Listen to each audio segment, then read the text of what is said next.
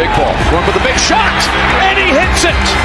That's batted into the air, intercepted, and the Bears are going to win it. The new NFL league year is just a few weeks away. It seems like the Super Bowl was literally just yesterday, but here we are getting ready to turn the page on 2025. It is going to be an interesting time if you are following the Bears, because there's a whole lot of craziness, I want to say, that could end up going down that is really going to make this one of the more intriguing off seasons. What's up, guys? This is the Halas Beat, brought to you by the Bear Report. I'm Usayd Koshul. He's Nick Whalen. You can check us out on Twitter at Usayd Koshul and at _Nick Whalen.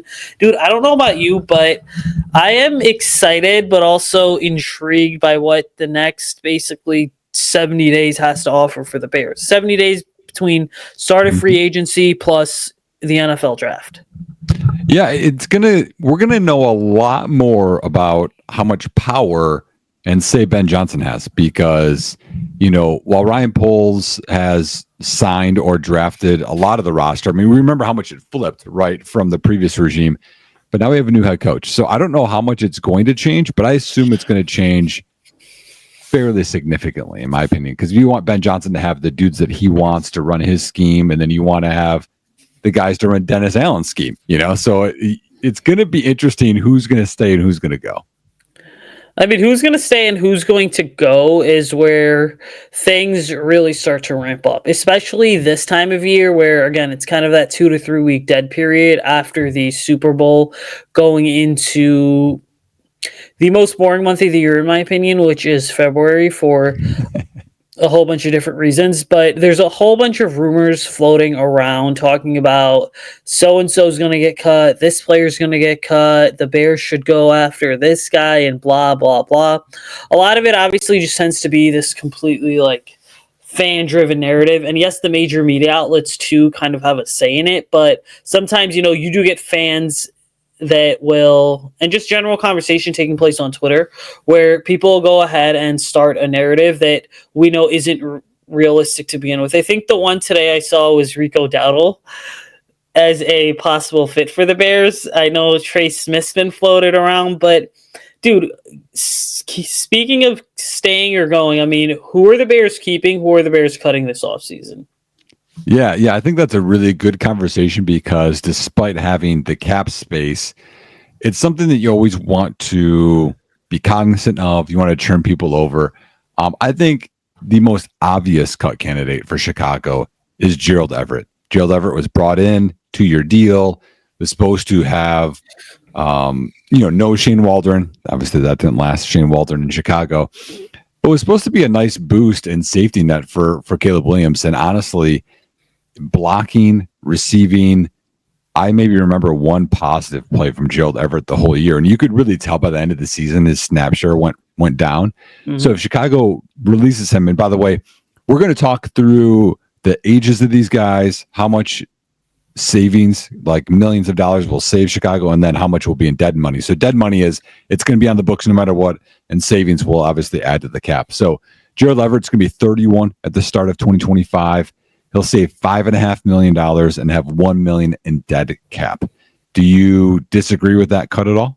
No, I don't disagree with it at all. And the reason being is because, see, when Everett got brought into the Bears last year, I was like, this is not a bad signing at all. Because you're talking about a guy that can be a solid tight end too. Someone who basically, if you look back at his career numbers, has averaged in between 45 to about 55, maybe even 60 receptions a year.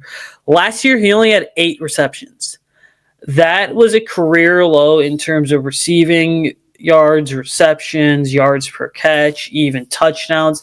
I mean, he just really wasn't involved. And again, part of it was the fact that the Bears had playmakers at every position on offense, but the production didn't match the investment, which is a totally other separate conversation that we will have at some point down the road. But it just was not good. And so, that first guy that has to go, obviously, is going to be Gerald Everett. But then I think you start to trim other parts of the roster. And sure, it seems nice to save a few $1 million on a guy like TJ Edwards or even Kevin Byard. You then get into the conversation of, okay, is it really worth cutting guys that are still really solid, underrated, productive veterans that have a lot of experience that a young locker room like this needs? And then on top of that, the bigger conversation is, if you replace these guys, can you find someone in the draft that's going to come in and have a significant impact, or upgrade them in year one? Yeah, no, 100% there. Yeah. And it's also interesting too, because we don't know if Ben Johnson and Dennis Allen are ages or not. You know what I mean? In terms of like, are they going to want to get rid of older guys and just bring in younger guys? Like, because that can be a thing as well. You mentioned Kevin Byard and TJ Edwards. I would like both to come back. I think both were leaders, were productive. I thought played above the contracts that they received. Chicago would save $7 million if they cut Kevin Byard, and 5.5 if they cut TJ Edwards. I would like both of them back. One of the most debatable guys we could have, maybe this would be a good conversation, okay? DeMarcus Walker. He'll turn 30 before the start of the season, save $5.25 million, and will be roughly 2/3 of $1 million will be dead cap. Big debate, right? I did a whole offseason thing that Bucket Stats on Twitter has put together. Actually, it's a really cool spreadsheet, y'all, where you can cut, you can re-sign, you can do the draft, you can do free agency, and it kind of has like a spreadsheet and makes it all to go together. It's actually pretty cool. And I cut DeMarcus Walker in that scenario, and people weren't happy. Here's my reasoning. Is I think Chicago is going to go D-end or edge at 11 or at 10, in the draft. And I also think they could sign a guy. So if you sign a guy and you draft a guy and you have Austin Booker, who Bears fans all love, you have Montez Sweat, that's 4.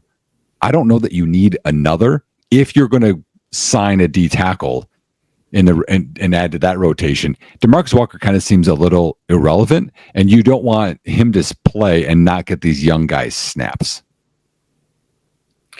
So to me, the DeMarcus Walker conversation is interesting because and again, for our listeners, if you guys have been following along, or in this case, our viewers, if you guys have been following along with the cap casualty series I've been doing on the Bear Report, one of the things I kind of noted is that for some of these veterans like a Kevin Byard, TJ Edwards, DeMarcus Walker, even Ryan Bates, who we'll get into in just a moment, a lot of it may just at the end of the day come down to not even financials. It's going to be scheme fit. Do these guys genuinely fit into the scheme that Ben Johnson and Dennis Allen are going to look to run? But again, I think, to me, cutting DeMarcus Walker is kind of a dumb move because, first off, I think the big thing is that this goes against what we discussed last week in terms of the philosophically, if you're the Bears, what you have to end up doing is building this thing out to have multiple pass rushers. The Eagles just said that. The Chiefs have kind of tried to follow that model as well, but it's really just Chris Jones there. And then you have the Bills, who've got a pretty deep defensive line. But at the end of the day, like, the best pass rushers in this league feature 4, 5, 6, sometimes I would even argue 7 good pass rushers, depending on what you're going to do with that safety coming off the edge or that nickel. And so it'd be kind of malpractice to cut a productive player like a DeMarcus Walker that can play both inside and outside. And quite frankly, like, I agree with you. I see the Bears going defensive line at number 10, whether that is interior or edge rusher, whatever it is, but it just doesn't make sense to cut an incredibly productive player, especially a guy that can play both inside and outside, knowing that you don't really know what you're getting out of Byron Cowart and Andrew Billings next year, because those guys are going to be a year older. The pec injury for Billings, as good as he was, you have to factor that into everything. I just don't see a situation where DeMarcus Walker ends up being cut. Yeah, I mean, that certainly could be the case. In the scenario that I did, I had Chicago signing Azeez Ojulari, so the D-end from the Giants, for about the same, amount of money that you're saving. So, but I agree, like, you can't just go into next season with Booker, Sweat, and number 10 overall as a pass rusher. You need a package, which I agree with you. And actually, Walker at his best in Tennessee was a rotational guy because because O-line doesn't sub in and out, y'all. The D-line does. And some of them, they only get, some of the best guys get 50, 60% snap share, and then they're rotated out. That's why there were some big downs last year. Montez Sweat wasn't out there. He's got to get his rest because they're going all the time. It's very different. So you kind of want to have like a hockey line change, going with your defensive line and rotation. So I'm with you there. So if you don't sign another guy, Chase Young and draft a guy, then I agree with you. I think Walker would stay. One I don't think would happen, but if they're unhappy with him and they're unhappy with, you could say leadership or scheme or whatever, Tremaine Edmonds is interesting. Would save $4.3 million. There'd be $13.1 dead million, which makes that almost a no. But the next year, y'all, so he's 27 this upcoming year, it'd be 28. In 2026, I think he's a instant release. $15 million Chicago would save in 2026 if they released him, with 2.4 million in dead cap. That is a very interesting conversation to have, because to me, I look at Tremaine Edmonds and I say, let's take it back to 2018. Remember when everyone was having the Roquan Smith versus Tremaine Edmonds debates, and clearly, I didn't really understand it at the time, but looking back at it, it ultimately just came down to, scheme fit and who's going to play in the scheme that kind of suited them best. Now, I will say that, to me, confidently, I do believe that Roquan Smith got the better end of the deal on that one in terms of just who the more productive linebacker was. Mm-hmm. But let's be real here. Tremaine Edmonds is wearing a Bears uniform right now simply because Matt Eberflus kind of wanted to run that Tampa 2 and needed a big linebacker that was like 6'4", 6'5", to be able to cover the middle of the field, sort of like a safety.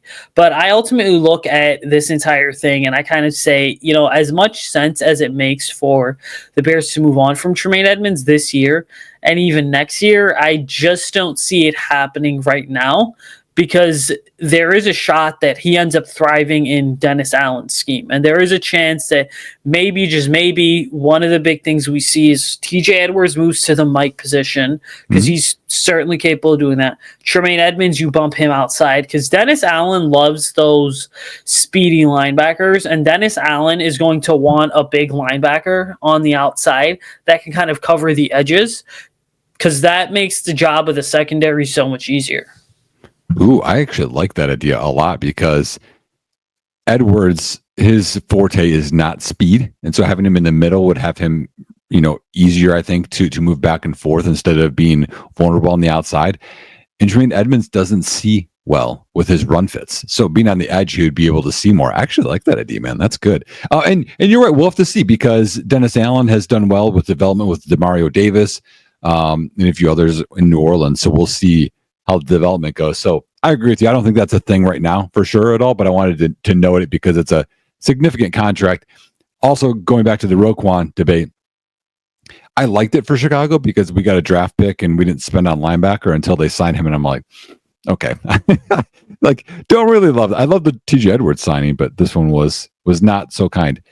All right, this one might be our biggest debate, even more than DeMarcus Walker. Cairo Santos will be 33 entering next year. You save about the same that would be in dead cap. You save $2.18 million and you have 2.08 in dead cap. And this is before March 14th, y'all. So that's, kind of the start of the new year, NFL year. The Cairo debate comes down to a few things. One is getting those blocked kicks. Two of them was obviously huge, resulted in one loss, and another one happened again. So then you're like, well, is this a scheme thing? And two, he doesn't have a big leg. And so there have been times when Chicago has not been able to kick long field goals because their kicker can't kick it that far. And at some point, you have to be like, this is a detriment to the team. I like Cairo. He's been pretty good inside of 50.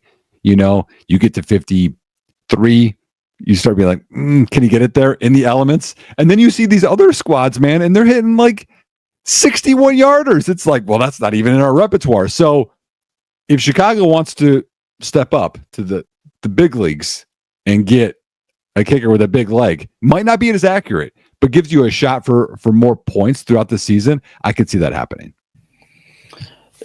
See, I'm glad you brought that up because I wasn't even thinking that. To me, my mentality is sort of if it ain't broke, don't fix it type mentality, where it's like, all right, you got a kicker that's kind of good enough. But then again, the other part of the argument is that if you want to take the next step as a team, points matter, and points are ultimately points and really good execution is what will win you games. So you have to go ahead and you have to really make sure that you are taking a step forward, and if that means upgrading from kicker, upgrade from kicker. Because let's be honest, like the old Chicago Bears would have kind of kept the kicker around, would have been like, all right, well, we're going to make this thing work with you. And then boom, it ends up costing this team a playoff game, even though, the Bears did release Cody Parkey after the double doink incident. But again, that was a very unique circumstance. I will say though, if you're looking for consistency, Cairo's at least consistent, consistently durable, and also can consistently hit those field goals that are like 40 plus and in.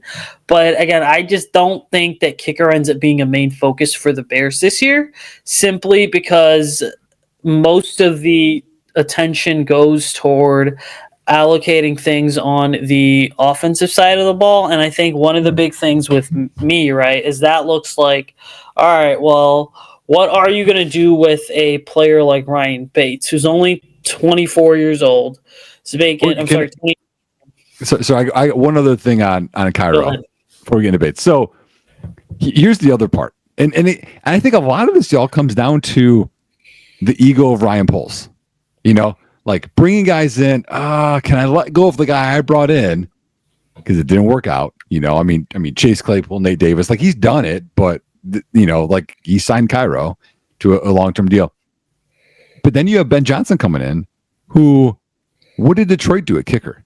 They brought in just a free agent guy who was kicking well in the Arena League, I think it was, or like somewhere else, Jake Bates, and has crushed it. So, will Ben Johnson have any kind of philosophy where it's like, well, I don't know why we're paying a guy that's limited because we just found a guy off of wherever and was pretty money, So I think that internal struggle could be part of it too, because you have experience from both sides that have seen two different types of kickers and the investment into them, because people are like, well, why does it matter? It's $2 million. You sign a guy, they're going to be what, $750,000 is probably the minimum, maybe a million. So you were talking about $1 million here, but $1 million could be, the difference between getting the player that you want and not, or cap space, or, later on practice squads, like money matters in the end, y'all. So it's going to be interesting, I think, just philosophically. So this isn't necessarily just about Cairo, but I think the debate between Poles and Johnson is going to be super interesting. And Ryan Bates, as you're getting into, is definitely one of those cases. So give me your take on Ryan Bates, dude, because I see a 28-year-old interior offensive lineman, a guy that can play any of the interior positions, was rotating with Coleman Shelton at center last year, and that also, let's be honest, kind of struggled to stay healthy, but when he was in Buffalo, had a pretty solid run. Now, again, in the cap casualty series on Bear Report, spoiler alert, this is an article coming out in the morning. We're recording this on a Tuesday night. It's going to be live by 12 p.m. Central Time on Wednesday. I've got a very interesting take on Ryan Bates, but I need to hear your sort of take first. Yeah, I to me, it comes down to this. Whether he starts or not, how expensive is signing an interior offensive lineman with experience in free agency? So, like, Matt Pryor. I think Matt Pryor was $2 million, I think, last year. And that one turned out pretty well. Nate Davis did not turn out very well. Lucas Patrick did not turn out very well. You go through the list. And plus, Ryan Poles has a huge man crush on Ryan Bates, y'all. Like, tried to sign him as a restricted free agent. Didn't work. Traded for him. Like, this is like his dude. Like, I feel like if there was like the, imagine the meeting room, like the table, like Ryan Poles standing on the table for Ryan Bates. Like, I feel like it's like his guy. But as you're saying, you have someone that didn't stay healthy. They didn't prove a whole lot. And you can cut him and save $4 million before March 14th. And there's no dead cap. So really the loss is, what was it, a 5th-round pick? Like, it's not a ton. But what are you going to do with that $4 million? How much of this interior O-line are we going to turn over? Like, it seems like, Tevin Jenkins is gone. But and Coleman Shelton's, free agent. Matt Pryor's free agent. Like everyone's gone in the middle. So if you release him, how much are you going to allocate? Is this the difference between getting a Trey Smith and not? To me, it's about numbers and about bodies you're going to have in there in terms of quality. Because if you're like, free agency isn't going to be a huge spending spree for us, we're going to be draft focused, then I would keep Ryan Bates. And I fully agree there. To me, what this comes down to, is let's just say the Bears miss out on one of the big fish in free agency. Obviously, Drew Dalman, Trey Smith have been guys that have been on fans' radars. And again, rightfully so, there's a reason that Trey Smith should be on the Bears' radar. Dalman, well, we've talked about in previous episodes, I'm not so sure. But to me, the other big question here ultimately is let's just say the Bears go through a scenario where, again, you miss out on one of the big fish. That eventually leads to you having to have some sort of contingency plan in the draft. In the draft, you can't get one of the top offensive linemen at 10. And then what happens is you have to go defense. And then, the second round, you go ahead and you address interior offensive line. Well, then is there maybe a scenario where you go ahead and you say, all right, and then you round out the draft class with a whole bunch of UDFA signings? Is there a scenario where the Bears keep Ryan Bates on the roster, get to the last week of July and enter training camp with him on the roster and say, okay, you know what? We are going to let you kind of battle it out here for a roster spot, because they can still go ahead and cut him after June 1st and in the middle of training camp and save the $4 million. Like, that's not the most popular scenario, obviously, specifically because people would be like, well, why are you keeping Ryan Bates on the roster? But it is a roster option worth exploring. Yeah, and from what I remember, so if you cut him before March 14th, it saves $4 million. If you cut him after, I think you only miss out on like $100K or something. Like, it's not anything significant from what I remember. Here's the scenario where I think Ryan Bates is on the team. I'll give you a scenario of him starting next year. Y'all, I don't like the centers that could be options. It looks like Gray Zabel. Yeah, I feel like I'm an OG, like, Gray Zabel truther from this offseason. Looks like he's rising up the ranks and he's going to be maybe a late first-round pick. And so he's not going to be there at 39 or 41. And so he's out. Other center options in the draft, I don't think you could say, hey, you're going to start day one besides him, in my opinion. And then free agency, you talked about Drew Dalman, more of a zone scheme guy than gap scheme, which I think they're going to run. Will he reach free agency? Will he want to come to Chicago? Like, there's a lot of debates there. But besides him, people are saying Ryan Kelly, 31, 32, injured a lot, y'all. I don't know if I want to commit a lot of money to that. And then it's Coleman Shelton. Like, there's not a lot of people there. So here's my scenario, man. Ryan Bates is the starting center next year. To start with, you draft the kid, maybe third round, and develop. Or, maybe somebody that we had on the show, people want to check it out, as a developmental center. And then you invest heavy on both guards, right? And then you only spent $4 million at center. What do you think about that scenario? So that to me is actually worth it. And, to your point, I mean, one of the big sort of things to understand is that when it comes to the center position, the center position is kind of so unique in the sense that, like, teams are no longer drafting straight up centers, right? Like, I look back to Graham Barton last year, and I say you're talking about a guy that is a left tackle / like guard in college that is now playing center for the Tampa Bay Buccaneers. It's one of those positions where you literally got to relearn everything, especially if you didn't play it in college or whatever, going back to the basics of high school. But then again, it still is worth it. And I will say this, I totally see Ryan Bates being the starting center for the Bears next year in the scenario you've described. And the reason being is simply because the way that I look at it is that there has to be a legit chance where Ben Johnson, schematically, what he loves to do is he wants to get his linemen out in space. Like, he wants to get those linemen, use their athleticism, get them out in space, and boom, set the edge. And again, if you're a team like the Bears where you are running your powers or your counters, if your power's right, one of your guards is going to pull, so Ryan Bates probably staying home.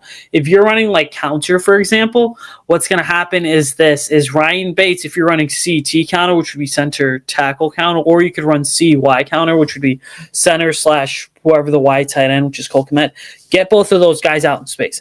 Ryan Bates is ultimately going to be the first point of contact, and whoever is going to be that second blocker, whether it's the right tackle or Cole Kmet, Darnell Wright or Cole Kmet, they're basically going to be like the wrappers is what they are going to end up being. So it kind of creates this scenario of the guy has enough athleticism to really do what Ben Johnson wants. Obviously, he's not the massive giant that Ben Johnson's used to, but you can kind of make it work with him. Yeah, and he's not undersized, y'all. Like, he's got 20 pounds on Coleman Shelton, who I think does not fit this scheme at all. So briefly going through just a couple other Bears. Dominique Robinson, I think his tenure is gone. The Bears save $1.1 million, which is roughly what a cap spot is already on the roster. Jonathan Owens, I think, is another one. It's interesting. 30 years old. Simone Biles' husband, y'all, I know, but $1.55 million saved. He was okay, but you got to think that between Byard and I know Brisker, that's another one that we'll talk about here in a second, but developing a younger safety behind that, though, I mean, Byard's 32. We don't know about Brisker's health. You have to, I think, develop the next guy. But Jaquan Brisker's one to talk about, man. If released, you save $3.21 million. And right now, I know people are like, they're not releasing him. Like, they're mad right now at their radios or watching this. It's all about health, y'all. Okay, we all like Jaquan Brisker. A lot of concussions, was out a long time. They could say maybe cleared or whatnot. I think this would be potentially like a retirement, and then you could save some money. But I don't know his availability or if he's going to come back or if he's going to be effective. I don't know. I will say with Jaquan, it's such a tough situation because, again, very likable, very personable player and person as well. But you're right. I mean, at some point, he's going to have to make a decision about what he ultimately wants to do regarding his long-term health and whether or not he's healthy enough to play. And let's be honest, right? Like, the news just broke from Cam Wolf about an hour to 2 hours ago. Like, Javon Holland's hitting the free agent market, it seems like. Xavier Watts, Malachi Starks, Hunter Wohler, even from Wisconsin, could be a really nice mid-round addition. And so this is shaping up to be one of the better safety classes where, the Bears can have their choosing of, hey, well, we want to go ahead and we want to get a legitimate ball-hawking playmaker at the safety position. I mean, Malachi Starks would fit what Dennis Allen wants to do really well. So good.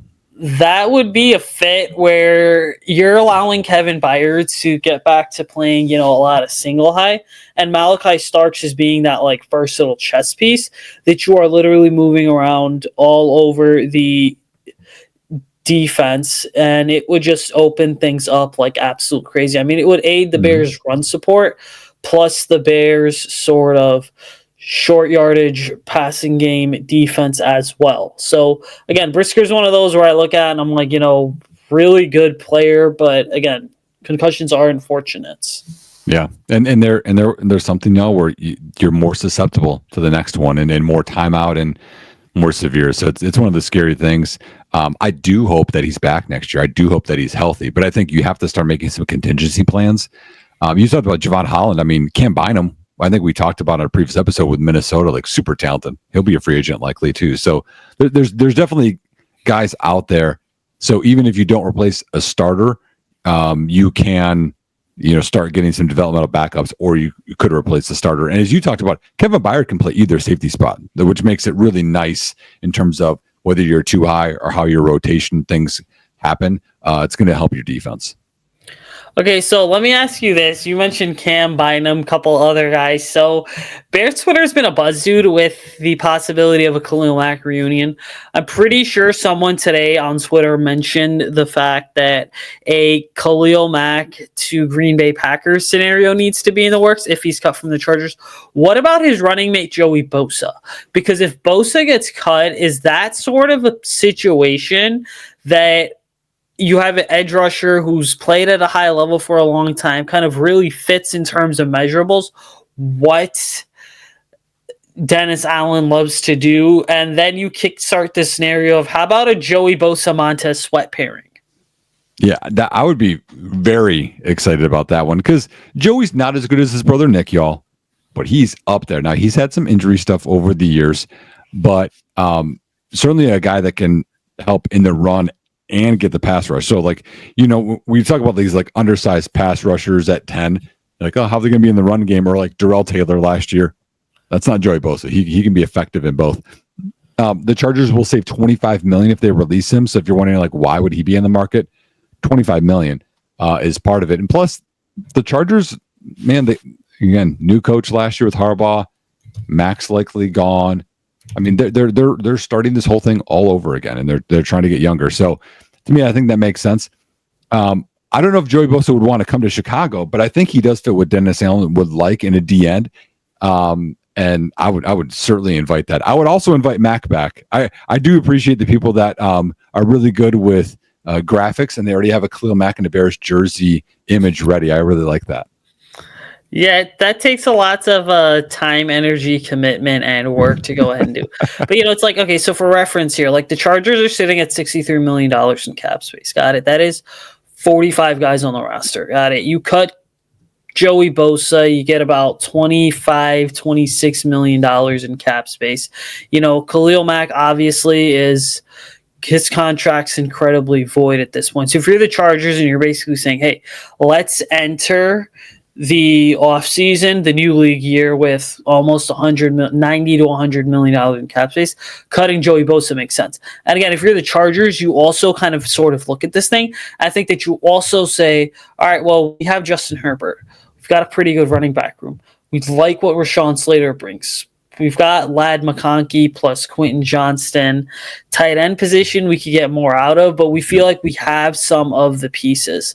Now, the other guy I think to me that is worth mentioning would be John Franklin Myers from the Denver Broncos, right? Like the Bears just hired a coach from the Broncos and Declan Doyle. Obviously, Declan Doyle is going to know John Franklin Myers better than anybody, a guy that has never been like your elite edge rushers, but has always sort of been like an old, reliable type player. He's a name to go ahead and watch as well because Denver could save $7 million. Yeah, I mean, you think pass rusher, I think even in limited time last year, he still had 6 or 7 sacks, and Denver was awesome last year in defense. If y'all don't remember, why would Denver get rid of him? I mean, they saved $7 million. So again, y'all, we were talking about going back and forth with Bears players. Every team is doing that. So they could definitely save some money. And Myers is that size where I think off the top of my head, he's like 6'4", 6'5", like 280 to 290. He's in that like DeMarcus Walker type size. So he'll have some versatility where he could kick inside on pass rush downs, be outside. He can do a little bit of both. Even, if there's a 34 scheme that you want to be on, show a package of that, he could definitely play that D end and that 5 technique. So yeah, I think he's definitely got it to think of. And then in the same realm, big D end, one of the Bears coaches knows him, Cam Jordan, y'all. We know New Orleans, their cap is just, if you ever want to know why kicking the can down the line is not, that's fine. Keep doing that. Just look at New Orleans. They have to let guys go all the time. $11 million would be saved if Cam Jordan is released. And he's been like Mr. New Orleans Saint. You know what I mean? Like he's been there forever. He's like 35 years old. But he knows Dennis Allen. Dennis Allen knows him. To me, that would make sense. Like he would want to come to Chicago and leadership, been in the playoffs, knows how to get it done, So to me, and knows the scheme, like to me, I think that's a really good fit. Because even if you do that and you spend, number 10 as an edge to develop behind and you got Booker, that would be a scenario where DeMarcus Walker can leave, right? And with that money, use that to help bring in Cam Jordan. Hey, that would not be a bad situation at all. And again, going back to your point earlier about the concept of having a deep rotation when it comes to these pass rushers, Cam Jordan, DeMarcus Walker, Montez Sweat, plus top 10 pick sounds like a pretty solid rotation right there in terms of just the different game plans. And again, Cam Jordan would totally be the type of guy, being 35 years old, where he would go ahead and basically be a very good edge rusher on third down. I mean, we'll get to an offensive player here in just a second, but to me, the guy that no one seems to be talking about is if you're the Bills, you're kind of looking at your loss to the Chiefs and you're saying, what do we have to do to get over the hump? The answer is invest more in Josh Allen's core around him, but also possibly get faster on defense.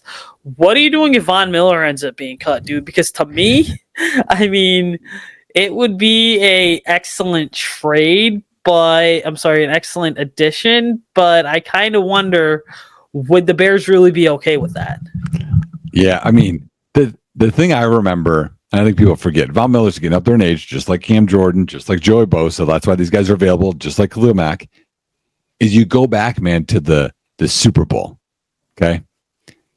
And there's the Rams Super Bowl, right, where it paid off, where they traded for him. But before that, Denver against Carolina.